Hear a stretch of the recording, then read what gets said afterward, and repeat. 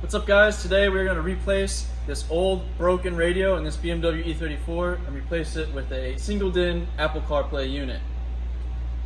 Unfortunately, this radio does not have the 16-pin connector that you're used to seeing on the old school BMWs, so it's going to do a whole bunch of custom wiring, but that's okay. I'm going to show you how to do it. In order to get the radio out, there's these two plastic tabs on either side, and behind it is a small brass screw. It's 5-sided, which is stupid, but if you get a T8 Torx bit in there, you can get them out. Once those are loose, you can just pull on this, and it'll come out eventually. You just gotta pull, and you might need to pull hard. Okay, so on this new radio, the first thing is you need to get your power, your ground, and your ignition switch. So from the factory wiring, there's going to be a 2-plug with a white and violet and a brown. The brown is your ground and the white and violet is your ignition source. There's going to be a smaller plug that has 2 that's white and yellow, and that yellow is actually your constant 12-volt source. I'm going to put a diagram on the screen that I used that'll help you with this.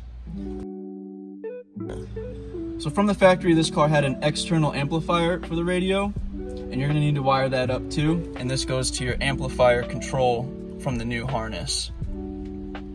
Otherwise, for this 4 speakers, well, let me say there's 4 speaker wires, front left, front right, rear left, rear right, but we're only going to use the positive signal on this situation. The harness you get with this is labeled, so you will do the corresponding front right, front left with what you get from the car, but you're only doing the positive side. And these are some of the colors in our case. Another thing is routing the USB. We went ahead and routed it through the passenger footwell down here. We got a coat hanger and some tape. Got the coat hanger up there. Once it was through here, we taped it to the USB dongle and then pulled it back through to here. You'll be able to interface with your Android or iPhone through here. Also important to note is your antenna. Your factory antenna is the gray cable and it plugs in right there. We did reuse the factory chassis ground for the radio. We have that right here. And lastly, there is a GPS antenna that was supplied and we installed that back here.